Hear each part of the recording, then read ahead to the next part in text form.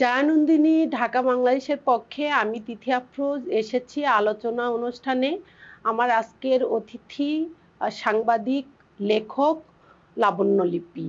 আজকের আলোচনায় কবি লাবণ্যলিপির সাথে আমি কিছু আলোচনা করছি। আপা, আপনি কেমন আছেন? ভালো আছি, ধন্যবাদ তিথি আপা। আপনাকে অসংখ্য ধন্যবাদ আমাদের জায়ানন্দিনীর স্টুডিওতে আসার জন্য। তো আমি প্রথমেই জানতে চাচ্ছি, আপা আপনি তো একজন সাংবাদিক। সাংবাদিক পেশা আমরা চিন্তা করতেই যেটা আগে আমরা একজন পুরুষের চেহারা দেখতে পেতাম, এখন অবশ্য বিষয়টা চেঞ্জ হয়েছে। তো এই সাংবাদিকতা পেশায় আপনি কিরকম উপভোগ করেন? সাংবাদিক মানেই পুরুষ, এই চিত্রটা একটা সময় ছিল, এখন আসলে সেভাবে বলা যায় না, কারণ আমাদের মিডিয়াটা এখন অনেক বেশি প্রশস্ত, অনেক কাজ করার সুযোগ অনেক তৈরি হয়েছে। ইলেকট্রনিক মিডিয়া বলেন, প্রিন্ট মিডিয়া বলেন, এবং অনলাইন এবং আদার্স সব মিলিয়ে আমাদের প্ল্যাটফর্মটা এখন অনেক বড়। সেই ক্ষেত্রে এখন নারী পুরুষের অংশগ্রহণ কিন্তু পুরুষের পাশাপাশি নারীর অংশগ্রহণ অনেক বেশি বেড়েছে, আমরা বলতে ব্যাপক পারি। আকারে হ্যাঁ, নারীদের আমরা বেড়েছে সাংবাদিকতা পেশায় সেটা। হ্যাঁ, দেখছি। সেটা একটা সময় যেমন নারীদেরকে অনেকটা মানে একটা শ্রেণীতে আবদ্ধ করে রাখা হতো, যে এরা হয়তো প্রেজেন্টার হিসেবে ভালো করে কিংবা ওখানেই সামঞ্জস্যপূর্ণ। বাট এখন সেই কনসেপ্টটাও ভেঙে গেছে। নারীরা এখন রিপোর্টিং বলেন, আপনি ডেস্ক জব বলেন, সব জায়গায় নিজের দক্ষতায় নিজের জায়গা করে নিয়েছে। এখন এই জন্য খুব ভালোভাবেই বলা যায় যে অংশগ্রহণের রেশিওটা এখন অনেকটা সমপর্যায়ে চলে আসছে, অনেকটা ব্যালেন্স হয়েছে। হ্যাঁ, আমরা যখন ছোট ছিলাম তখন একদম খুবই কম দেখেছি হ্যাঁ। নারীদের অংশগ্রহণ। আর এখন আনন্দের বিষয় যে নারী স্বতঃস্ফূর্তভাবে প্রত্যেকটা পেশায় অংশগ্রহণ করছেন। অনেক বেড়েছে। আপনি বলতে পারেন যে এখনো হয়তো ডিসিশন মেকিং এ কিংবা ওই পর্যায়ে এখনো সংখ্যাটা কম, কিন্তু অদূর ভবিষ্যতে আমার মনে হয় এটাও বাড়ছে। অনেক নারী আছেন যারা আমাদের অনুসরণীয়, এবং আমরা যারা কাজ করি, আমরা আমাদের সামনে এমন নারী আছেন যে যাদেরকে আমরা আইডল হিসেবে মানছি, কিংবা আমরা চেষ্টা করছি ওই জায়গাটাতে যাওয়ার। নতুন প্রজন্ম সেরকম হয়তো আমাদের অনেককে দেখে ইন্সপায়ার্ড হবে। আচ্ছা আপা, অনেক পেশা তো আমাদের দেশে বিদ্যমান, এত পেশা রেখে আপনি কেন সাংবাদিকতা পেশা বেছে নিলেন? আচ্ছা, এটা আসলে একটা গল্প আছে। আমি ছোটবেলা থেকে লেখালেখি করি। তো লেখাগুলো ছাপানোর জন্য কিন্তু সংবাদপত্র অফিসে আমি যেতাম। নানা কারণেই যেতাম। তো সংবাদপত্র অফিসে গেলে আমার খুব ভালো লাগতো। মনে হতো যে আমি নিজেও যদি এরকম একটা চেয়ারে বসতে পারতাম। মানে আমি যদি সাংবাদিক, খুবই ছেলে মানুষ একটা ভাবনা আছে যে আমি সাংবাদিক হলে আমার লেখাটা তো এমনি ছাপবে, আমার তাই শেষে দিতে হবে না। একটু মজা করলাম। যাই হোক, মানে আমার আসলে আমি জানি না কেন লেখালেখি আমার যেহেতু আগ্রহের একটা জায়গা, তো আমি ওই লিখতে লিখতে এক সময় মনে হয়েছে যে আমি সাংবাদিকই হব। যদিও আমার পেশা শুরু হয়েছিল শিক্ষকতা দিয়ে। আমি অক্সফোর্ড ইন্টারন্যাশনাল স্কুলে টিচার হিসেবে কাজ করেছি আমি ২.৫ বছরের বেশি সময়। ওই সময়টাতেও আমি সাংবাদিকতা করেছি, ফ্রিল্যান্স হিসেবে করেছি। তারপর যখন আমি সুযোগ পেয়েছি আমি এসে জয়েন করেছি যুগান্তর নামে একটা পত্রিকাতে। যুগান্তর পত্রিকা আমি শুরু জয়েন করেছেন করেছি। যুগান্তরে? জি, ওখানে আমি টানা ১০.৫ বছর চাকরি করেছি। তারপর আমাদের সময় এখন আমি আছি আমাদের সময় পত্রিকা সিনিয়র সাব এডিটর হিসেবে। যুগান্তরে কত সালে আপনি সাংবাদিকতা ২০০৪ সালে আমি ঢুকেছিলাম, ১৩ সালে বের হয়ে আসছি। তারপর থেকে আমি আমাদের সময় আছি। আচ্ছা, তাহলে আপনার যুগান্তর দিয়ে আপনার সাংবাদিকতা শুরু হয়েছে। তো আপনার না, যুগান্তর দিয়ে শুরু হয়েছে বলা যাবে না, কারণ স্কুলিংটা আমার কিন্তু প্রথম আলো দিয়ে। কারণ প্রথম আলো বন্ধু সভা করেছি আমি। বন্ধু সভা করতে গিয়ে আমাদের লেখাজোকা কর্মশালা, লেখালেখি শেখার পাঠটা আসলে শুরুটাই প্রথম আলো দিয়ে, ওখানেই শিখেছি। ওখানে হয়তো ২-৪টা লেখাও ছাপা হয়েছে, বিভিন্ন পাতায় লেখার চেষ্টা করছি। ওখান থেকে আমি জনকণ্ঠ পত্রিকায় আমি আসলে রেগুলার কন্ট্রিবিউটর হিসেবে কাজ করেছি। তখন আমি স্কুলে চাকরি করতাম, কিন্তু লেখালেখিটা আমি ছাড়তে পারিনি। যে কারণে ছাড়তে পারিনি বলে আমি চাকরির পাশাপাশি কিন্তু ফ্রিল্যান্স হিসেবে জনকণ্ঠ পত্রিকায় রেগুলার লেখালেখি করতাম। তো যখন এক পর্যায়ে আমার মানে আত্মবিশ্বাসটা বাড়লো যে হ্যাঁ আমি পারবো, আমি এটাকে আমার পেশা হিসেবেই নিতে পারবো, তখন আমি যুগান্তরে জয়েন করেছি। আপনার কথা শুনে আমিও আমার স্মৃতিতে ফিরে গেলাম। আসলে মনে হয় যারা লেখালেখি শুরু করে বন্ধু সভাটা প্রায় লেখকের জীবনের সাথে জড়িত। আমার লাইফেও আমি যখন লেখালেখি শুরু করেছি, আমার প্রথম কবিতা প্রথম আলোর বন্ধু সভায় ছাপা হয়েছে। আমার নানিকে নিয়ে একটা স্মৃতি কথা লিখেছিলাম, সেটাও বন্ধু সভাতে প্রকাশ হয়েছে। এবং আপনার সাংবাদিকতার প্রশ্ন করার পাশাপাশি আমারও স্মৃতি মনে পড়ে গেল যে আমিও স্বপ্ন দেখতাম একদিন সাংবাদিক হব। মানে যারা লেখক হয় তাদের মনে হয় সাংবাদিক পেশাটা মানে খুব দুটো পছন্দের। সিমিলারিটি আছে, তো সেজন্যই হয়তো এই ভাবনাটা চলে আসে যে সাংবাদিকতা যেহেতু লেখালেখির একটা ব্যাপার আছে এবং আমি যেহেতু মৌলিক লেখালেখিও করি, এটা মানে ছন্দে একটা মিল আছে, যে কারণে এটা পেশা হলে অনেকটা ঘনিষ্ঠভাবে কাজ করা যায়। আজকে বিশ্ব চিঠি দিবস। আমরা সাংবাদিকতার যে পেশার গল্প করছি, এটার পিছনে আমার একটা গল্প আছে। সেটা হচ্ছে যে আমি যখন স্কুলে পড়তাম, আমাদের এলাকায় প্রথম নওগাঁ বোয়ালিয়া গ্রামে প্রথম পোস্ট অফিস তৈরি হলো। আচ্ছা, হলুদ খামের চিঠি। আমি এই সাংবাদিকতা পেশার জন্য ক্লাস 8-এ অথবা ক্লাস 7-এ হবে, হলুদ খামে চিঠিতে লিখেছিলাম আমি সাংবাদিক হতে চাই। সেটা প্রথম আলোরই বিজ্ঞাপন ছিল, যারা সাংবাদিক হতে চান তারা আমাদেরকে তাদের সিভি পাঠান, চিঠি পাঠান। এই হলুদ খামে চিঠি আমি সেই সময় পাঠিয়েছিলাম সাংবাদিক হব বলে। তো আজকে এই বিশ্ব চিঠি দিবসে আপনাকে পেয়ে আমার সেই চিঠির স্মৃতিচারণ হলো। সাংবাদিকতার সঙ্গে চিঠির একটা সম্পর্ক কিন্তু আছে। যখন আমি সাংবাদিক হইনি তখন তো আমিও চিঠি লিখেছি, বিভিন্ন বিভাগে চিঠি লিখতে হয়, কিংবা কোনো সমস্যা জানিয়ে, কিংবা কোনো একটা যখন কোনো সাবজেক্ট দিয়ে আহ্বান করে চিঠি, তখন তো চিঠি লিখতেই হয়। আবার ধরেন আমি নিজে যখন সাংবাদিক হলাম, যেহেতু বিভাগের একটা দায়িত্ব নিতে হয়, তখন কিন্তু প্রচুর চিঠি আসতো। আমি যখন যুগান্তরে কাজ করেছি, নারী পাতায় বলেন, ফ্যাশন পাতায় বলেন, প্রচুর পাঠকের চিঠি আসে। মানে গাদা গাদা চিঠি আসতো যে আমরা খুলে পড়ারও সময় পাচ্ছি না। এমন হয়েছে যে আমার সহকারী খুলে খুলে পড়তেছে যে আপা এটা ইম্পর্টেন্ট, এটা একটু দেখেন। এখন যদিও সেটা মেলে এবং ফেসবুকে এইভাবে চলে আসছে। কিন্তু আমার লেখালেখি জীবনটাও এরকমই হয়েছে, চিঠি দিয়ে আমরা শুরু করেছি। তখন আমরা প্রচুর বন্ধু আছে যাদের সঙ্গে আমরা চিঠিতে যোগাযোগ করেছি। সাংবাদিকরা হলুদ খামের উপর লিখে দিত কবি তিথি আফরোজ। এটা আমি স্কুলে পড়াকালীন সময় যখন পেয়েছি, নিজের নামটা যখন লেখা থাকে, নিজের নামটা যখন খামের উপর লেখা থাকে, এই আনন্দগুলো আমাদের হারিয়ে গেছে। এটা সত্যি, এটা হয়তো অন্যভাবে ফিরে আসছে, বাট এটাকে আমরা মিস করি। তো আজকে বিশ্ব চিঠি দিবসে আপনার এরকম চিঠির জীবনে প্রথম চিঠি কোথায় পেয়েছেন এবং সেটা প্রেমের চিঠি কিনা, এটা যদি শেয়ার করতেন। প্রথম চিঠির কথা ওভাবে মনে করতে পারছি না, তবে চিঠি লিখে বন্ধু হয়েছে এরকম আমার প্রচুর ছিল, এটা ঠিক। আমার এখনো মনে আছে যে একটা দৈনিক পত্রিকায় গল্প লেখার একটা প্রতিযোগিতা হয়েছিল। তো সেখানে আমি প্রথম হওয়াতে আমার ঠিকানা সহ ছাপা হয়েছিল। সেই ঠিকানা ছাপা হওয়ার পরে এমন হয়েছে, আমি যেহেতু ইডেনে পড়েছি, ইডেনের একটা হলে থাকতাম, মাঝে মাঝে থাকতাম। আমার বাসা নারায়ণগঞ্জ ছিল, তো রেগুলার থাকা হতো না, মাঝে মাঝে এসে থাকতাম। তো ওই হলের ঠিকানাটা দেয়া ছিল, ওই গল্পের সাথে পূর্ণ ঠিকানা ছাপা হয়েছে, সেখানে দেয়া ছিল। এত চিঠি পেয়েছিলাম এবং প্রবাসী ভাই বোনদের চিঠি প্রচুর পেয়েছি। মানে এখনো আমার মনে আছে এক ট্রাঙ্ক ভর্তি চিঠি পেয়েছিলাম ওই গল্পের জন্য।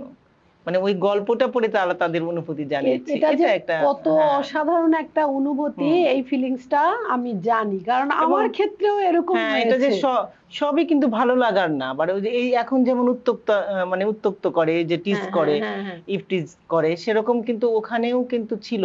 যেমন প্রচুর চিঠি আসছে, এমন হয়েছে যে চিঠি পড়ে কাঁদতেও হয়েছে। যেমন আমার গল্পটা ছিল এরকম যে একটা মেয়ে জীবনের কোনো এক ঘটনার পরিপ্রেক্ষিতে সে প্রস্টিটিউট হয়েছে। এটা তো একটা গল্পের প্লট, এবং ওটা একটা ক্যারেক্টার, ওটা নিশ্চয়ই আমি না।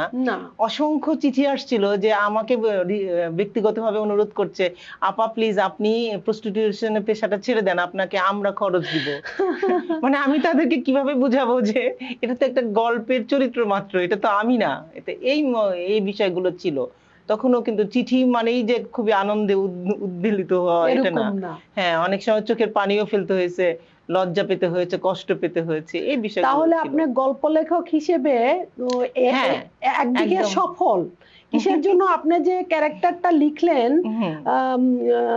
পতিতা নিয়ে, অনেকেই ভেবে ফেললো আপনিই নিজেই মনে হয় ক্যারেক্টার। এটা শুধু একবার না, আমার সাথে এটা অসংখ্যবার হয়েছে। আমি যে আমার প্রথম উপন্যাস বের হলো হচ্ছে সে রাতেও পূর্ণিমা ছিল, শহীদুল জহিরের সে রাতে না, আমারটা ছিল সে রাতেও পূর্ণিমা ছিল। ওখানে একটা ক্যারেক্টার ছিল যে একজন জার্নালিস্ট মেয়ে ফটোগ্রাফার, আমি কিন্তু ফটোগ্রাফার না, আমি সাব এডিটর। যাই হোক, মানে তার কেন্দ্রীয় চরিত্র ছিল। আর আমার বেশিরভাগ উপন্যাসের গল্পের কেন্দ্রীয় চরিত্র নারী প্রধান লেখা আর কি, আমি বেশি লিখেছি। তো ওই মানে যা যা ঘটেছে তার সঙ্গে, সে একজন মানে তার অন্য এক ধর্মের সঙ্গে তার একটা প্রেম হয়, সে ম্যারিড, তারপরে তার একটা প্রেম হয়।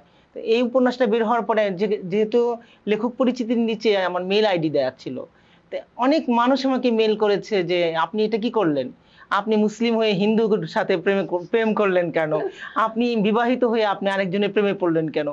এই মজাগুলো মানে মানুষ মানে পার্সোনালি নিয়ে নেয়, যে কোনো একটা উপন্যাসের একটা চরিত্র ধরেই নেয় যেটা সে। হ্যাঁ, আসলে একজন লেখক তখনই আমার মনে হয় সফল হয় যখন এভাবে কেউ কাউকে অ্যাটাক করে। আমার গল্প, আমি তো গল্প আসলে কম লিখেছি, তো আমার গল্পের ক্ষেত্রে হয়েছে এরকম একটা চরিত্র লিখেছি যেটা আসলে লেসবিয়ান ক্যারেক্টার লিখেছি। এটা আমার একটা শোনা গল্প, কোন একটা অভিজ্ঞতা থেকে আপনি শোনা লিখেছেন। গল্প, মানে আমার একজন কলিগই গল্প করেছিল তার ছোটবেলার জীবনের একটা ঘটনা, খুব ছোট্ট ঘটনা। আমি এটা আরো আমার মনের মতো করে আমি লিখেছি। সেই গল্পে এরকম ছিল, তার সহপাঠী ছিল লেসবিয়ান, সে জানে না, অনেক বেশি ভালো বন্ধুত্ব তাদের ছিল। এক সময় এটা আবিষ্কার হয়। তো এটা লেখার পর আমাকে না হলেও 10-15 জন জিজ্ঞাসা করেছে, তিথি এটা কি তোমার সাথে হয়েছে? তো তখন আমি বুঝেছি আসলে যারা গল্প বা উপন্যাস সাধারণ পাঠক অনেক সময় মানে চরিত্রের সঙ্গে লেখককে মিলিয়ে ফেলে। সাধারণত কবিতার ক্ষেত্রে, আমরা গল্পের ক্ষেত্রে আমরা আমাদের নিজের জীবনী লিখি, কিন্তু নিজের জীবনী ছাপিয়ে আমরা সবার জীবনী লিখি না। এটা তো খুব সত্যি। আপনি যখন একটা চরিত্র নির্মাণ করছেন, তার মধ্যে আপনি যদি সেই চরিত্রের সঙ্গে একাত্ম না হতে পারেন, সেটা তো প্রাণবন্ত হবে না। আপনাকে তো ভাবতেই হচ্ছে যে ওই মেয়েটা আসলে আমি অনুভব, তাহলে আবেগ অনুভূতিটা প্রকাশ না হলে আমি কিভাবে করব? অভিনয় যারা করে তারা যদি ওই চরিত্রটাকে অন না করতে পারে, তাহলে তো সেটা ফুটবে না। তো লেখকের ব্যাপারটাও তো তাই। এমন তো হয়েছে যে লিখতে লিখতে কেঁদে ফেলছে, চরিত্রটা কষ্ট পাচ্ছে, আমিও কেঁদে ফেলছি, হয়তো আর বাকি রাতটা ঘুমিয়ে হচ্ছে না, চা কফি খাচ্ছি, বারান্দায় গিয়ে বসে আছি, বারান্দায় গিয়ে কাঁদতেছি, এরকম হয়েছে না আমাদের সাথে? তো সেজন্যই বলবো যে আসলে লেখা তো একজন লেখক থেকে খুব একটা আলাদা না। আমি আসলে আমাদের পাঠকদের উদ্দেশ্যে বলতে যাচ্ছি যে যারা লেখক তারা প্রতিটা ক্যারেক্টার নিজের উপর আসলে ধারণ করে আপার কথা অনুযায়ী, এবং আমি নিজেও যতটুকু লিখেছি, আমরা প্রথমে সেই ক্যারেক্টারটা নিজের উপর আরোপিত করি, তারপর সেই লেখাটা লিখি। তো সেক্ষেত্রে যখন কোনো পাঠক এটা ভুল করে যে আমি নিজে হয়তো সেই ক্যারেক্টার, হ্যাঁ এটাই আমার সফলতা। সেক্ষেত্রে যদি একটা প্রস্টিটিউট হয়, সেক্ষেত্রে যদি একটা গে হয়, লেসবিয়ান হয়, চরিত্রটাকে আমি ফুটিয়ে তুলতে পারছি যে আমার এটা তো অভিনেতা অভিনেত্রীর ক্ষেত্রেও এই ঘটনাটাই ঘটে আসলে, যে অভিনেতা এবং অভিনেত্রী যখন একটা ক্যারেক্টারে অভিনয় করে তখন কিন্তু তার হেয়ার স্টাইলটা ওরকম থাকে না, নিজের মতো থাকে না। যেমন আমরা কিন্তু ধরে নেই যে সে যে মানে ন্যাচারালি সে যে ক্যারেক্টারগুলো করে, আমরা সেটা দিয়ে তাকে বিচার করতে শুরু করে দিই। আমরা রিনা খানকে ধরে নেই সে খুবই দজ্জাল টাইপের মহিলা, সে খুবই রাগী একজন শাশুড়ি কিংবা মা, বাস্তবে নিশ্চয়ই তা নন। ওটা কিন্তু ওনার সার্থকতা। আবার আমরা রাজীব নাম বলতেই ভাবি সে ভিলেন, এক চমকে আসলে মনে হয় সব জায়গায় উনি এভাবেই মানুষ খুন করে, আসলে বিষয়টা এরকম না। যাই হোক, আমরা মূল আলোচনায় ফেরত আসি। আপা, আপনার তাহলে প্রথম লেখালেখি যখন শুরু করেছেন তখন কি কবিতা দিয়েই শুরু করেছেন? তো এটা একটা খুব ভালো আপনি প্রসঙ্গ তুললেন, কারণ আমারও এই সুযোগে একটু বলা হোক। আমার মনে হয় আমরা যারা লেখালেখি করি সবাই কবিতা দিয়ে শুরু করি, এটা আমার মনে হয় আর কি। না আপা, আমার ক্ষেত্রে ব্যতিক্রম। ইন্টারাপ্ট করলাম, মানে আমি যতই শুনেছি এই জায়গাটা মিলে গেছে যে কবিতা দিয়ে জীবনের শুরু। আমি প্রথম তখন ক্লাস 8 এ পড়ি, একটা কবিতা লিখি এবং পত্রিকা অফিসে যেরকম হলুদ খামে করে পাঠিয়েছিলাম এবং ছাপা হয়েছিল। আমার এখনো মনে আছে, কবিতাটা ছিল প্রায় মনে হয় 32 না 34 লাইনের একটা কবিতা ছিল। সেটা বিভাগীয় সম্পাদক, সাহিত্য সম্পাদক হয়তো এডিট করে ছাপিয়েছিলেন 16 লাইন। তো আমি কিন্তু ছোট, তখন ক্লাস 8 এ পড়ি। একজন লেখকের তার লেখার প্রতি যে ভালোবাসা, আমি প্রথমে খুব খুশি হলাম যে ছাপার অক্ষরে আমার নাম আসছে এবং আমার কবিতা ছাপা হয়েছে। কিন্তু যখন আমি কবিতাটা পড়লাম, দেখলাম যে কবিতা এডিট করা হয়েছে এবং খানিকটা বাদ দেওয়া হয়েছে। হয়তো উনি নিশ্চয়ই আমার চেয়ে অনেক অভিজ্ঞ, অনেক বেশি সাহিত্যবোদ্ধা, উনি ভালোটাই করেছেন আমার, কিন্তু আমি তো ছোট। আমার তখন খুব কান্না পেয়েছে, আমি লুকিয়ে লুকিয়ে কাঁদতেছি। আমি আনন্দটা শেয়ার করতে পারছি না যে আমার কবিতা পত্রিকায়, মানে দৈনিক পত্রিকার পাতা ছাপা হয়েছে, আমি কাউকে বলতে পারছি না। স্কুলে গিয়ে আমি লুকায় লুকায় মানে কান্না করছিলাম, আমার এখনো মনে আছে। তো বড় হয়ে এখন যখন আমি যেহেতু আমি নিজে এখন 2টা পাতা চালাই বিভাগীয় সম্পাদক হিসেবে, যখন আমি অন্যদের লেখা এডিট করি, ফেলে দেই, তখন আমি ওই কথাটা আমার মাঝে মাঝে মনে পড়ে যে যে লিখছে তার তো খারাপ লাগবে, বাট আমি আমার প্রয়োজন অনুযায়ী এডিট করে নিচ্ছি যতটুকু আমার লাগবে। আসলে যখন যে লেখে, ওই লেখাটা এত মায়া সৃষ্টি হয় যে ওটা ভুল হলেও কেটে ফেললে মনে হয় তার প্রথম দিকে কষ্ট হয়, যেটা এখন আমাদের হয় না। শুরুর দিকে আমারও এরকম হয়েছিল যে প্রথম কবিতাটা এভাবে আপনার মতো এডিট করে ছেটে কেটে যখন প্রকাশিত হয়েছে, নিজেকে ছোট লাগার সাথে সাথে ওই কান্না চলে এসেছিল। আর যেহেতু আপনার প্রথম কবিতা ছাপা হয়েছে, আমি মনে হয় আপা আপনাকে কবি বলে ভুল করি নাই। আমি বলিনি যে ভুল করেছেন, মানে কি যে আমি ততটা প্রতিষ্ঠিত না কবিতায়, সেই জন্য বললাম যে ওই পরিচয়টা নিতে আমি একটু অস্বস্তি বোধ করছি। যারা প্রকৃত কবি তাদেরকে ছোট করা হবে, তারা বলবে যে আমার জায়গা কমে যাচ্ছে, কি দরকার। আচ্ছা যাই হোক, আমি তারপর বেশ কিছুদিন আমি কবিতাই লিখেছি। তারপর ধীরে ধীরে যখন আমি গল্পের বই পড়া শুরু করলাম, যখন পড়তে শিখলাম কিংবা টাকা দিয়ে কেনার সাহসটা তৈরি হলো এবং সামর্থ্যটা তৈরি হলো, তখন তো অনেক বেশি গল্পের বই পড়ি। তখন হুমায়ুন আহমেদ নতুন লেখক, এই মানে বই পড়তে পড়তে এমন হলো আমার মনে হলো যে কবিতা লেখা তো অনেক বেশি কঠিন, বরং গদ্য লেখা ইজি। আমার তখন মনে হলো গল্প লেখা খুব সহজ, আমি বরং গল্প লিখি। এই যে গল্প লেখা শুরু করলাম আমি, কিন্তু আমার যদিও উপন্যাস, আমার 5টা উপন্যাস বের হয়েছে, গল্পের বই বের হয়েছে 2টা, আর ছোটদের জন্য 2টা গল্পের বই আছে আমার, আর মুক্তিযুদ্ধের একটা বই। কিন্তু আমি ছোট গল্প প্রচুর লিখি, আছে আমার কাছে। সবগুলো যে বইতে বের হয়েছে তা না, এরকম না, মানে অপ্রকাশিত আছে এখনো। আমার পিসি খুললে আমি 4-5টা হয়তো অপ্রকাশিত গল্প পেয়ে যাবো। মানে আমি ছোট গল্প লিখতে আমার ভালো লাগে সবসময়, স্বাচ্ছন্দ্য বোধ করেন। আপনার গল্পের মূল বিষয়গুলো আসলে কি উঠে এসেছিল, কি কি বিষয়? মূলত আমাদের সমাজ চিত্রটাই আমি তুলে নিয়ে আসি। আর যেহেতু আমি একজন নারী, আমার মনে হয় যে একজন নারী তার যে অন্তর্বেদনা, তার যে কষ্ট, তার যে বঞ্চনার জায়গাটা, সেটা একজন নারী যেভাবে ফিল করতে পারে, যেভাবে সে প্রকাশ করতে পারে, একজন পুরুষ লেখকের পক্ষে আসলে কি অতটা সম্ভব? আমার জীবনটা তো আমিই যাপন করেছি, একজন নারী তার নিজের জীবন যাপন করে, একজন পুরুষ তো করে না। সে কি অতটা বুঝতে পারে, অতটা ফিল করতে পারে?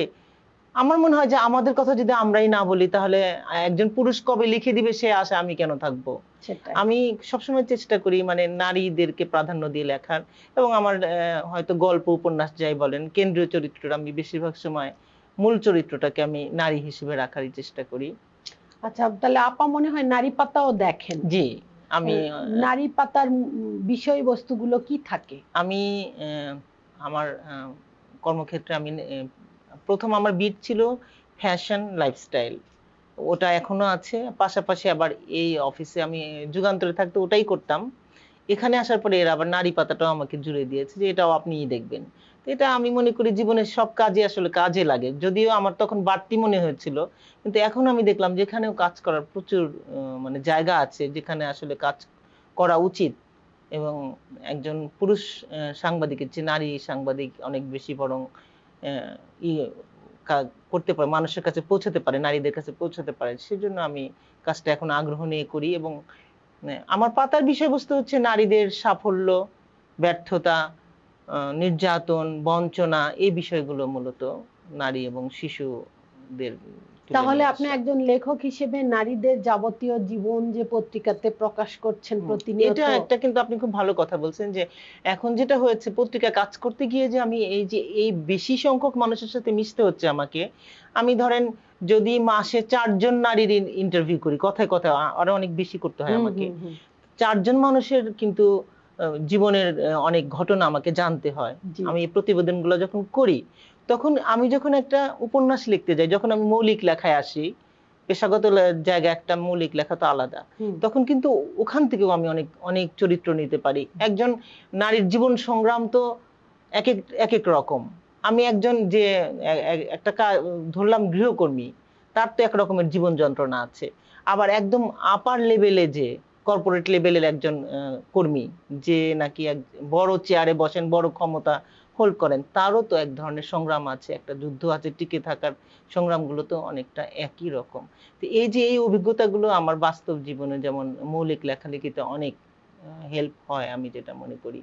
আচ্ছা আপা, যেটা বলছিলেন যে প্রতিটা নারীর জীবনে আলাদা আলাদা একটা গল্প থাকে, তো প্রতিনিয়ত যে আপা নারীদের নিয়ে কাজ করছেন, প্রতিটা নারী এক একটা বই, এই প্রতি সপ্তাহে যদি 4টা নারীর জীবনে জানা হয়, আপার 4টা বই অবলীলায় পড়া হয়ে যাচ্ছে।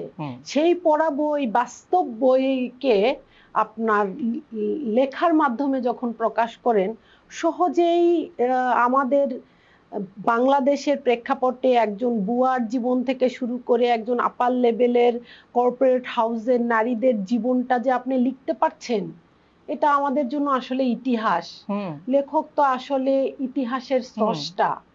তো নারীদের জীবনটা যে আপনি লিখে যাচ্ছেন, এটা একদিক থেকে আমরা নারীরা আপনার কাছে ঋণী। কিসের জন্য? ঠিক আছে, আমরাও সবাই লিখি কম বেশি, কিন্তু আমার মনে হয় নারীদের জীবনটা আপনি যেভাবে সহজে দেখতে পাচ্ছেন এবং লিখছেন, এটা মনে হয় আপনার কাজের কারণে আরো বেশি লিখতে পারছেন। সবার ক্ষেত্রে মনে হয় এটা হয় না। মানে আমার জন্য এটা আসলে একটা প্লাস পয়েন্ট হয়েছে, যেটা আমি অনেক বেশি মেলামেশার সুযোগ পাচ্ছি, যে কারণে আমার লেখালেখিতে অনেক বেশি হেল্প হচ্ছে। মানুষ একটা কথা, মানে অভিজ্ঞতা, যত বেশি অভিজ্ঞ হবেন একজন লেখক, তার লেখা তত বেশি জীবন ঘনিষ্ঠ হবে। মানে একটা কথা আছে না যে অভিজ্ঞতার বাইরে মানুষ স্বপ্ন দেখতে পারে না। তো অভিজ্ঞতার বাইরে গিয়ে আমি লিখবো কেমন করে? আমার তো অভিজ্ঞতা থাকতে হবে, আমার তো জীবন চিত্র কাছ থেকে দেখতে হবে।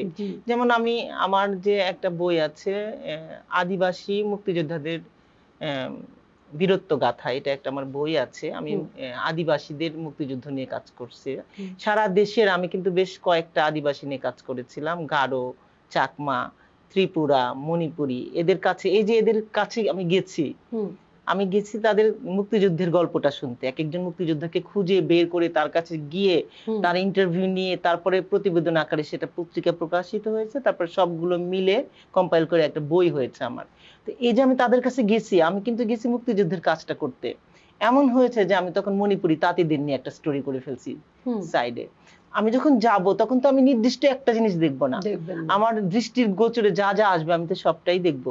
এই যে জীবন দেখা, এখন তো আমি অনায়াসে, ওই যে আমি আপনাকে বললাম না আমার প্রথম যে উপন্যাসটা আমি করেছিলাম, সেখানে ওই আমি যে কেন্দ্রীয় চরিত্রের কথা বললাম, একজন মেয়ে ফটোগ্রাফার, একজন জার্নালিস্ট, তার বিপরীতে যে চরিত্রটা ছিল সে কিন্তু একজন আদিবাসী পুরুষ। হ্যাঁ, এবং সে গাইড হিসেবে কাজ করে। গাইড হিসেবে কাজ করতে করতে একটা বেশ কয়েকদিন তারা একসাথে থাকতে থাকতে তাদের সঙ্গে এক ধরনের সম্পর্ক হয়ে যায়। এখন আপনি তো আমাকে বলতে পারেন যে আপনি তো আদিবাসী না, আদিবাসী ওই পুরুষটা আপনি কিভাবে ওই ক্যারেক্টারটা আপনি নির্মাণ করলেন কিভাবে? এই যে এটা আমার কাজে লেগেছে, আমি তো এদের কাছে বারবার গিয়েছি। আসলে পাঠক এই জিনিসটাই বুঝবে না যে যখন আপনি একজন আদিবাসীর জীবনের লিখে ফেলছেন, একটা নারী হয়ে যাচ্ছেন আপনি নিজে, আদিবাসী নারী, এবং লিখে ফেলছেন তার জীবনের ট্র্যাজেডি, তখন কিন্তু একজন পাঠক বুঝবে না যে কোথা থেকে পেয়েছি। আপনি তখন অবিচ্ছেদ্য আপনি এটাও একটা দেখেন যে আমি কিন্তু স্বপ্ন থেকে পাইনি না, আমি তাদের কাছে যে বারবার আমার কাজের জন্য গেছি, তখন কিন্তু আমি বুঝতে পেরেছি যে ওদের জীবনধারা কেমন, একজন আদিবাসী পুরুষ কেমন হয়, তার চালচলন কেমন, তার দৃষ্টিভঙ্গি কেমন। আমি তো এক ধরনের অভিজ্ঞতা সঞ্চয় করেছি, তারপর না আমি চরিত্রটা নির্মাণ করেছি। তাহলে আপনার এটা খুব একটা সমৃদ্ধ কাজ হয়েছে আমি মনে করি আপা। কাজ আসলে এখনই সার্টিফিকেট দেওয়ার কিছু নাই জীবনে, আসলে কাজ তো এখনো চলমান, আরো অনেক কাজ করব। কোন কাজটা ভালো কোন কাজটা সেরা এই বিচারের সময় এটা এখন মহাকাল আসেনি। সাক্ষী হ্যাঁ, দিবে। আপাতত কাজ করার কথা করে যাচ্ছি। এবং আপা আমি আপনাকে আরেকটা বিষয়ে জানতে চাচ্ছি, এই যে আপনার নারী পাতা করার কারণে নারীদের যেই ফ্যাশন, এটা নিয়ে তো আপনার কাজ করতে হয়। হ্যাঁ, আমি ফ্যাশন লাইফস্টাইল, ওটা আলাদা একটা বিভাগ। তো লাইফস্টাইল গুলো তুলে আনেন, ফ্যাশন গুলো তুলে আনেন, ঠিক আছে।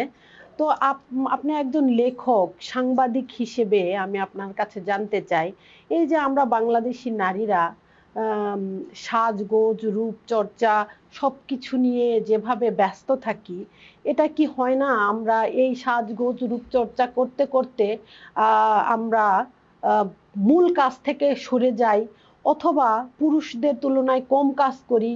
আপনার কি মনে হয় এরকম কিছু হয়? একটা গল্পে আমি পড়েছিলাম যে নারীরা তার পূর্ণ জীবনের 90% তার রূপচর্চা নিয়ে ব্যস্ত থাকে, এরকম একটা কথা লিখেছিলেন একজন বিদেশি লেখক, তার কথা আমার মনে নেই। সেক্ষেত্রে কি আপনার মনে হয় যে আমরা রূপচর্চা করতে গিয়ে বা ফ্যাশন সচেতন হতে গিয়ে মূল জায়গা থেকে সরে যাচ্ছি, পুরুষের সমকক্ষ হতে পারছি না, বা তাদের চেয়ে ভালো কিছু করতে পারছি না বলে আমরা সমাজে নিগৃহীত, এরকম কিছু? না, খুবই গুরুত্বপূর্ণ একটা বিষয় আপনি তুলে ধরেছেন। আসলে মানুষের ভুল ভাঙায় দেওয়ার এটা একটা সুযোগ। বরং আমি কথা বলার যেহেতু সুযোগ পেলাম, তাহলে আমি একটু বলি। প্রথমত আমি প্রথমেই এটাকে বলবো যে না, একদমই না। রূপচর্চা আবার কি? আমার হেলদি লাইফস্টাইল লিড করা তো কোনো নেগেটিভ কিছু না। হ্যাঁ, আমি আমার যত্ন করব, সেটার জন্য সব সময় চলে যাচ্ছে। আর নারীরা যে যখন সংসার সামলাচ্ছে, তোমার সন্তান সামলাচ্ছে, তখন সময় যাচ্ছে না। তাহলে আমার সেলিনা আপা একটা কথা বলেন, সেলিনা আপার যখন আমি ইন্টারভিউ নিয়েছিলাম, উনি একটা কথা বলেছিলেন যে আমাদের দেশের লেখকরা, লাবণ্য, আমাদের দেশের নারী লেখকরা তো আসলে পার্ট টাইম লেখক, ফুল টাইম লেখক কোনো নারী না। আমি প্রবীণ লেখক, আমার থেকে শুরু করে তুমি একদম নতুন লেখক, তুমি একবার বিবেচনা করে দেখো যে আমরা কতটা সময় আমাদের সন্তানের পিছনে, সংসারের পিছনে দেই। সব নারী যে সাজুগুজনে ব্যস্ত থাকে এটা ভাবার কোনো কারণ নেই। আর আমি আমার চুলটা শ্যাম্পু করব, একটা প্যাক লাগাবো, আমি আমার স্কিনে কিছু লাগাবো, এটা লাগিয়ে তো আমি সং হয়ে বসে থাকি না। আমরা তো কাজ করতে করতে একটা কিছু করে ফেলি। কিংবা এখন মানুষ সময় বের করে, সপ্তাহে একদিনের 2টা ঘন্টা বের করে একটা বিউটি স্যালনে চলে যায়। এর জন্য আমি আমার জীবনে গুরুত্বপূর্ণ কাজ করতে পারছি না, এটা এত আজগুবি একটা অভিযোগ আমি তো নিতে রাজি না একদম। আর আমি পরিচ্ছন্ন থাকবো, নিজেকে পরিপাটি করে রাখবো, এটা তো দোষের না। সে আমি নারী, আমি লেখক হই, কিংবা আমি সাংবাদিক হই, কিংবা আমি গৃহিণী হই, আমার তো অধিকার আছে আমাকে সুন্দরভাবে প্রেজেন্ট করার, তাই না? আপনি খুব সুন্দর করে বর্ণনা করলেন আপা, আপনার সাথে আমি পুরোপুরি একমত। কিন্তু যারা এই অভিযোগটা করে, তাহলে কি এই অভিযোগের মধ্যেও আমাদেরকে ছোট করা হচ্ছে না? নিশ্চয়ই কটাক্ষ করাই তো হচ্ছে, তাই না? তারা কি কিছু করে না? তারা গল্প করে, তারা আড্ডা মেরে, তারা ওই যে রকে বসে যে সিগারেট খেয়ে যে সময়টা নষ্ট করে, হয়তো আমি ওটা না করি, আমি হয়তো সংসারের একটা কাজ করেছি। আমি আসলে নারী পুরুষকে আলাদা করতে চাচ্ছি না, আমরা সবাই মিলেমিশে কাজ করি। এখন এটা খুবই আপেক্ষিক ব্যাপার, আপনি আপনার সময় কিভাবে কাজে লাগাবেন। আপনি যদি মনে করেন যে হ্যাঁ, আমি না লিখে আমি বাগান করতে পছন্দ করি, আমি বাগান করে সময় কাটাবো, আপনার তো সেই অধিকার আছে, তাই না? আপনি রান্না করতে পছন্দ করেন, অন্য একটা হেল্পিং হ্যান্ড নিলেন, নিয়ে আপনি সেই সময়টা আপনি হয়তো লিখছেন, আপনার লিখতে ভালো লাগে, কিংবা আপনি আপনার সন্তানের সঙ্গে হয়তো আপনি কোয়ালিটি টাইম এক্সপেন্ড করছেন। এটা তো আপনার উপর নির্ভর করছে, আর একজন তো আপনাকে কটাক্ষ করার অধিকার নাই, তাই না? কিন্তু আমরা সাধারণত সমাজে পরিবার থেকে শুরু করে অফিস এবং কর্মক্ষেত্র বাহিরে গিয়ে দেখবেন যে লেখক যে পেশায় যে জড়িত আছে, লেখক থেকে শুরু করে সাংবাদিক বলেন, আমি জানি না আপনি শোনেন কিনা, আমি শুনেছি অনেক জায়গায় যে তারা তো মেয়ে মানুষ, তো হাঁটুর নিচে বুদ্ধি, সারাক্ষণ রূপচর্চা নিয়ে পড়ে থাকে, সে আর কি করবে। তো এই কথার প্রেক্ষিতেই আপনাকে বলছিলাম, আমাদেরকে আসলে সমাজই পার্থক্য করে দেয়, আমরা পার্থক্য ভাবে দেখতে চাই না। সেটা আমি মনে করি যে এখন ওই জায়গা থেকে আমরা সরে আসছি। এটা হয়তো 15-20 বছর আগের চিত্র।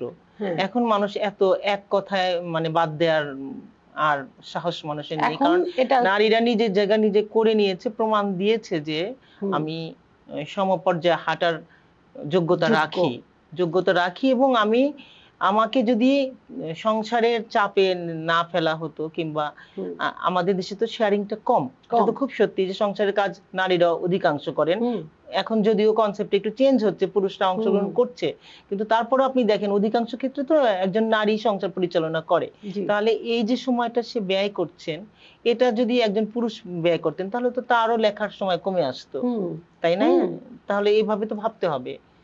তাহলে আমরা একসাথে, বরং নারীরা, আমি বলবো যে নারীরা ডাবল পরিশ্রম করে, এটা তো বুঝতেই পারেন কর্মক্ষেত্রে। যেমন আমি আমার সন্তানের, একই সাথে আমি আমার সন্তানের বাবা এবং মা, দুটো দায়িত্ব আমাকে পালন করতে হয়।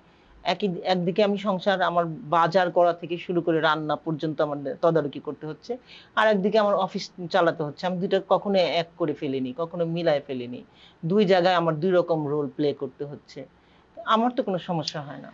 আমি এই অনুষ্ঠানের মাধ্যমে আসলে দর্শকদের কাছে পৌঁছাইতে চাচ্ছিলাম এভাবে যে আসলে সময় পাল্টে গেছে, নারীরা প্রচুর পরিশ্রম করে, যে কোনো সংসার থেকে শুরু করে আপনার কর্মক্ষেত্রে সম্পূর্ণ কাজ, যেটা দেবী দেখানো হয় এরকম 10 হাতে কাজ করে একটা নারী। পুরুষরা বরং অফিস করে এসে, এখন যদিও দৃশ্যটা চেঞ্জ হয়েছে, অনেক পুরুষই সহযোগিতা করে দেশের বাহিরে, আমাদের বিভিন্ন, কিন্তু যেটা দেখে আমরা বড় হয়েছি যে হয়তো বাবা বাসায় ফিরে পেপার নিয়ে পড়ছেন আর চা খাচ্ছেন, সিগারেট খাচ্ছেন, আর মা কিন্তু ঠিকই সংসারের কাজ করে। আর আমরা অফিস থেকে বাসায় ফিরে ব্যাগটা রেখে আগে রান্নাঘরে যেতে হয়, সবার জন্য খাবার ঠিকঠাক মতো আছে কিনা, আবার সন্তান আমার ঠিকঠাক মতো আছে কিনা, সে পড়তে বসছে কিনা, স্কুলের হোমওয়ার্কটা টিচার আসলো কিনা, এগুলো সবই তো দেখতে হয়, তাই না? হ্যাঁ, আমাদের দর্শকদের উদ্দেশ্যে আমি এটাই বলতে চাই, আপনারা আসলে এভাবে আর দেখবেন না। সমাজ পাল্টায় গেছে, নারীরা অনেক কাজ করে, বরং পুরুষের তুলনায় 10 গুণ কাজ করে আমি মনে করি। তো এই যে হেয় করে দেখার দিন শেষ। না, যা হোক, ওই লেখার ক্ষেত্রেও এটা বলা হতো, পুরুষের লেখা, নারীর লেখা। এখন মনে হয় এতখানি ভাবে নারী পাতা, যেটা এটা লাইফস্টাইল দিয়েই ভরা। লাইফস্টাইল এবং নারী পাতা, যেটা নারীর রাইটস নিয়ে আমরা পাতা করি। আমরা কিন্তু নারীর লেখা কিংবা নারীর সাহিত্য এগুলো দিয়ে কিন্তু পাতা করি না, আমরা তাদের অধিকার নিয়ে পাতা করি, যে সে কোথায় বঞ্চিত, কোথায় সে সফল, কিন্তু তার সাফল্যের গল্পটা উঠে আসেনি, আমরা কিন্তু সেটা তুলে নিয়ে আসি। ওই দিন চলে গেছে যে আমি তার কবিতাটা দুর্বল বলে তার কবিতাটা আলাদা পাতায় ছাপছি, তার গল্পটা ছাপছি, একদমই না, এরকম দেখা না, একদমই না। এখন চিত্র একদম পাল্টে গেছে। আচ্ছা আপা, আপনার লেখা নিয়ে ভবিষ্যৎ পরিকল্পনা কি? ধরেন অনেকেরই থাকে যারা গল্প লেখে, উপন্যাস লেখে, তাদের ইচ্ছা থাকে যে লেখাগুলো দিয়ে একটা মুভি অথবা নাটক তৈরি করার একটা প্রাণ পায়, লেখার প্রাণ পায়। আপনার ক্ষেত্রে এটা কিরকম চিন্তা? আমি আমার লেখার ওই ধরনের পরিণতি নিয়ে ভাবি না আসলে, ওটা নিয়ে আমার ভাবার দরকার, কিংবা আমি আসলে আলাদা করে এটা ভাবিনি। আমি শুধু আমি লিখবো, আমি লিখে যাব, এইটুকু পর্যন্তই আমি ঠিক রাখি। তারপর আমার একটা গল্প দিয়ে একটা নাটক হয়েছে আসলে, হিমঘরে 2.5 ঘন্টা 2.5 দিন, এরকম একটা, মানে কতদিন আগে প্রকাশ হয়েছে? বছর 2 আগে এটা চ্যানেলে প্রকাশ হয়েছিল, একটা ওটিটি প্ল্যাটফর্মে একটা নাটক হয়েছে। সে আমি যে খুব চেয়েছি এটা তা না, মানে হয়েছে, সে বলছে গল্পটা আমি নিয়ে হয়ে গেছে। ওটা নিয়ে আমার ভাবনা নাই, আমার ভাবনা আমার লেখা, আমি লিখতে চাই, আরো লিখতে চাই, এবং নিশ্চয়ই আমি আমার সেরা লেখাটা লিখিনি, সেটার প্রস্তুতি তো থাকে, নিজেকে নির্মাণের একটা ব্যাপার থাকে। অবশ্যই আমি মনে করি যে একটা লেখকের দীর্ঘদিনের যেই অভিজ্ঞতা, সেটা সারমর্ম মনে হয় শেষ জীবনেই চলে আসে। আমার মনে হয় বেশিরভাগ লেখকই বলে আসলে ভালো লেখা লেখকদের 40 বছর বয়সের মধ্যে আসে। এতে আমি একমত না, এরকম মাপকাঠি ঠিক করে দেওয়ার কিছু নাই। অনেকেই বলে আমার বাংলাদেশের প্রেক্ষাপটে, তো তারা এটাও বলেন 40-এ তো অনেক লেখক লেখাই শুরু করে। হ্যাঁ, যেটা আমরা মানুষের অভিজ্ঞতা যত সমৃদ্ধ হবে তত বেশি তার ভালো লেখা হবে। সেই জন্য একেবারে টাইম বেঁধে দেওয়ার কিছু নাই। আবার সবার জীবন যাপন তো একরকম না, কেউ হয়তো 30 বছরের যে অভিজ্ঞতা অর্জন করেছে, কেউ হয়তো 60 বছরে সেটা করেনি, তাই না? এটা আপেক্ষিক একটা ব্যাপার, কাউকে কোনো ছকে বেঁধে দিতেই রাজি না আমি আসলে। সবাই স্বাধীন মানুষ এবং প্রত্যেকে তার নিজের মতো, আর একজনের সাথে কম্পেয়ার করার কিছু নেই। আপনার কাছ থেকে ওই গল্পের থিমগুলো একটু শুনতে চাচ্ছিলাম, যেই গল্পগুলো আপনার উপজাতিদের নিয়ে গারোদের জীবনী নিয়ে এর যদি কিছু হালকা একটু আমাদের সাথে শেয়ার করতেন। এটা তো বললাম আপনাকে যে বিভিন্ন আদিবাসীদেরকে নিয়ে আমি যেহেতু তাদের আমি যেটা দেখেছিলাম যে মুক্তিযুদ্ধ নিয়ে তো প্রচুর বই লেখা হয়েছে এবং আদিবাসীদের মুক্তিযুদ্ধের ঘটনাগুলো একটু কম পেয়েছি আমি। সেটা আমি প্রথমবার কিন্তু বেড়াতেই গিয়েছিলাম। বেড়াতে গিয়েছিলাম। আমি ওই যে শ্রীমঙ্গল যখন গেলাম, আমি চা শ্রমিক নারী নারী চা শ্রমিকদের নিয়ে যখন আমি স্টোরি করলাম, তখন আমার হঠাৎ মাথায় আসলো, আচ্ছা এদের মধ্যে তো মুক্তিযোদ্ধা আছে, তো তাদের নিয়ে কেন লিখি না আমি, যেহেতু আমি মুক্তিযুদ্ধ বিটে কাজ করি। তখন আমি খুঁজে বের করলাম, খুঁজে বের করে একজনের সাথে যখন একজনকে নিয়ে লিখলাম, সে আরেকজনের ঠিকানা বললো, সে আরেকজনের ঠিকানা বললো। এইভাবে আমি প্রথমবার কভার করলাম শুধু মণিপুরি সম্প্রদায়। তার মধ্যে মণিপুরি তো আবার দুইটা আছে, মুসলিম মণিপুরি একটা আছে, আর একটা মৈতই বলে ওরা। তো আমি এদের দুই সম্প্রদায় থেকে 3 জনকে আমি কভার করলাম, 3টা স্টোরি আমি লিখে ফেললাম। তো যখন লিখলাম তখন পাঠক বলেন আর অফিসই বলেন, 2 জায়গা থেকে আমি প্রচুর উৎসাহ পেলাম, প্রশংসা, যেটাকে আমি বলতে একটু লজ্জা পাচ্ছি। আপনার এই বইটা পড়ি নাই, আমার পড়ার ইচ্ছা। ঠিক আছে, হ্যাঁ আপনি নিশ্চয়ই আপনি পাবেন। তো তারপরে আমি যখন এটার ভালো রেসপন্স পেলাম, তখন আমি ভাবলাম যে না, তাহলে অন্যান্য আদিবাসীদের নিয়েও কাজ করি। তখন আমি একবার রাঙামাটি গেলাম, গারোদের নিয়ে কাজ করতে আমি গেলাম হচ্ছে কলমাকান্দায় চলে গেলাম, নেত্রকোনার। এরকম আমি সারা দেশ ঘুরে ঘুরে আসলে তাদের নিয়ে কাজ করেছি। এবং আমার যেটা সবচেয়ে ভালো লেগেছে যে যেহেতু আমি তাদের পাশে বসে কাজগুলো করেছি, আমি তো ফোনে শুনে কিংবা দূরে থেকে করিনি, তাদের ওই যে ফিরে যাওয়া, পেছনে ফিরে গিয়ে 71-এ ফিরে গিয়ে তারা যখন তাদের অভিজ্ঞতাটা শেয়ার করছে, যে তাদের যে এক্সপ্রেশন, হ্যাঁ মানুষের যে ফুটে ওঠা যে কষ্ট আনন্দ, সবটা আমি যেন তাদের এক্সপ্রেশন দেখতে পাচ্ছিলাম মুখে। এবং তার চেয়েও আমার যেটা ভালো লেগেছে যে আমার ছেলে আমার সাথে সবসময় গিয়েছে। এই যে নতুন প্রজন্ম, ও পাশে বসে যখন মুক্তিযুদ্ধের গল্পটা শুনছে, ওর মধ্যেও তো এক ধরনের প্রতিক্রিয়া হচ্ছে। তো এই সবকিছু নিয়ে আসলে ওটা মানে আমার কষ্টের কাজ আসলে ওইটা। 12 জন, হ্যাঁ 12 জন মুক্তিযোদ্ধাকে নিয়ে আমি 4টা সম্প্রদায়ের 12 জন মুক্তিযোদ্ধাকে নিয়ে আমি বইটা করেছি। ইচ্ছা আছে আর একটা সেকেন্ড ভলিউমটা করব। আপা, আপনার আসলে শৈশবকাল কেটেছে কোথায় আর পড়াশোনা কোথায় করেছেন?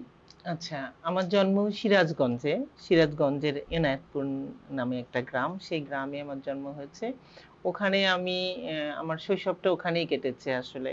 আমি 2টা পরিবেশে বড় হয়েছি, গ্রামীণ এবং শহরের মানে পরিবেশ, দুটো পরিবেশে আমি পেয়েছি। এটা আমার লেখালেখির জন্য কিন্তু বেশ কাজে দিয়েছে। তারপরে আমি যখন এই 7-এ উঠেছি, তখন আমি নারায়ণগঞ্জে চলে আসি সপরিবারে আমার পরিবারের সঙ্গে। ওখানে এসে আমি ভর্তি হই নারায়ণগঞ্জ গভর্নমেন্ট গার্লস হাই স্কুলে। ওখান থেকে স্কুল পাশ করে নারায়ণগঞ্জ সরকারি মহিলা কলেজ থেকে আমি ইন্টারমিডিয়েট পাশ করি। তারপরে আমি চলে আসি ইডেনে। ইডেন কলেজ থেকে আমি বাংলায় অনার্স এবং মাস্টার্স করি। পাশাপাশি আমি তখন থেকে আসলে আমি ছাত্র অবস্থায় কিন্তু জার্নালিজম শুরু করেছিলাম। ওই যে বললাম বন্ধু সভায় যাওয়া এবং জনকণ্ঠে কাজ করা। আমি মাস্টার্সে যখন পড়ি তখন থেকেই আমি অলরেডি এবং লিখে আমি টাকা পয়সা অর্জন করা শুরু করে দিয়েছিলাম। তাহলে আপা, আপনি যেহেতু প্রথম লেখালেখি শুরু করেছেন কবিতা দিয়ে, কবিতার প্রতি তো অবশ্যই একটা ভালোবাসা আছে। হ্যাঁ, কবিতা আমি তো দীর্ঘকাল আমি কবিতা আবৃত্তি করেছি। আমি একজন আবৃত্তি শিল্পী তো অবশ্যই বলা যায়, কারণ আমি দীর্ঘ সময় কাটিয়েছি। আমি টিএসসি তে 8 বছর টানা আমি মঞ্চে কবিতা পড়ছি। সেই জন্য কবিতার প্রতি, নিজের কবিতাই সে সবসময় যে নিজের কবিতাই পড়তে হবে তাও না। আমি তো কবিতা মানে আনুষ্ঠানিকভাবে পড়ি, মঞ্চে পড়ি। তাহলে আপনার কবিতা আবৃত্তি আজকে শুনবো আমরা, আমাদের দর্শকদের উদ্দেশ্যে আপনি একটা কবিতা শোনাবেন। আমার নিজের লেখা নাকি অন্য কারো? আপনার নিজের লেখা অবশ্যই শোনাবেন। তার আগে একটা প্রশ্ন করছি, সেটা হচ্ছে যে আপনি মনে হয় সঙ্গীতের সাথে জড়িত, আপনি সঙ্গীত প্রেমী মানুষ। খুব। সঙ্গীতের কি কি শাখায় আপনার বিচরণ? আচ্ছা, এটা একটা ব্যাপার আছে। আমি যখন কণ্ঠশীলনে যখন আমি কবিতা আবৃত্তি করতে গেছিলাম, তখন ওয়াহিদুল হক, আপনি নিশ্চয়ই নাম জানেন, ওয়াহিদ স্যার আমাকে বলছিলেন যে আমি বলছি স্যার আমার শর্টটা, আমার ভয়েস কি স্যার ছেলেদের মতো? তো স্যার অবাক হয়ে বলছে, না তো, কেন বলো তো? আমি বললাম স্যার আমি কবিতা পড়ছিলাম, একজন আমাকে এরকম মন্তব্য করছে। স্যার বলে কি না তোমার আমি বলছি স্যার আমি কোনোদিন গান গাইতে পারবো না। না? স্যার বললে না, অবশ্যই তুমি গান গাইতে পারবে এবং আমি চাচ্ছি যে তুমি গানের সঙ্গে জড়াও, তুমি গান শেখো। তো তারপরে আমি যেটা করছি, আমি যখন অক্সফোর্ড ইন্টারন্যাশনাল স্কুলের টিচার। তখন আমার হঠাৎ মাথায় খেয়াল হলো যে আমি গানও শিখবো। এত বড় বয়সে মনে হয় কেউ গান শিখতে শুরু করে না, আমি শুরু করলাম। আমি একটা গানের স্কুলে গিয়ে ভর্তি হলাম, তখন সব ছোট ছোট আমার ক্লাসমেট যারা, তারা ছোট ছোট, তারাও আমাকে মিস ডাকতো, কিন্তু আমি ওদের সহপাঠী। আমি ওদের সাথে গান শিখি। যাই হোক, তখন আমি 2 বছর ওদের সাথে গান শিখেছিলাম, কিন্তু সেটাকে আসলে শিল্পী বলা যায় না, কিংবা আমি ওইভাবে প্রফেশনাল গান করিনি, কিন্তু আমি গানটা বুঝি। গান যেহেতু গানে আমি হাতে তাহলে কলমে তো শিখেছি। আমাদের উদ্দেশ্যে 2 লাইন না, গান আমি শোনাতে গান পারেন। গাইতে পারবো না, গান আমি গাই না অনেকদিন। কিন্তু হ্যাঁ, আপনি জীবনে ওই রবীন্দ্রনাথ বলেছেন না, জীবনের ধন কিছুই যায় না ফেলা, ওটাও কিন্তু আমার কাজে লেগেছে। এবং আমি যখন প্রফেশনে আসছি, যখন আমি জার্নালিজম করতে আসি, তখন আমি দীর্ঘদিন হচ্ছে কালচারাল রিপোর্টিং এ কাজ করেছি। তখন কিন্তু শিল্পীদের আমি ইন্টারভিউ নিয়েছি। এবং মানে সুবীর নন্দী আমাকে বলেছিল, তুমি গানের এত খুঁটিনাটি জানো কেমন করে? তা আমি বলছি, দাদা আমি তো গান শিখেছিলাম। তো এই যে জীবনে কোনো শেখাটাই আসলে ব্যর্থ হয় না। ব্যর্থ হয় না। এবং আমার ছেলে ছায়ানটে গান করে, ছোটবেলা থেকে সে গান করে, এখন ছায়ানটে আছে, লোকসঙ্গীত করে এখন। ওকে আমি, ও গান প্র্যাকটিস করে যখন, আমি রান্নাঘরে হয়তো কাজ করছি, আমি ওখান থেকে বলি, নীল এটা কিন্তু লাগেনি, এই যে এটা কিন্তু নিতে লাগে নাই, এটা কিন্তু হয়নি, এটা কিন্তু সুরটা হলো না, সুরটা নড়ে গেল। এই এই যে অভিজ্ঞতাটা, এবং এই যে ও আমাকে বলে, মা তুমি কেমন করে জানলা এটা লাগলো না? আমি তো একটা সময় গানের চর্চা করেছি, যে যে কারণে আমি এটা বুঝতে পারি। এই বিষয়টা আসলে জীবনে কোনো কিছু শেখাটাই বিফল হয় না, এটা হচ্ছে একটা তার প্রমাণ। আপা তাহলে আপনার একটা কবিতা শোনান আমাদেরকে। আমার কবিতা এমন ভালো কিছু না, কিন্তু আপনি আবদার করলে তো একটা শোনাতে হয়। ছোট একটা কবিতা পড়ছি, আমার নিজের লেখা। আমি কেবল জমিয়ে রাখি, কবিতার শিরোনাম।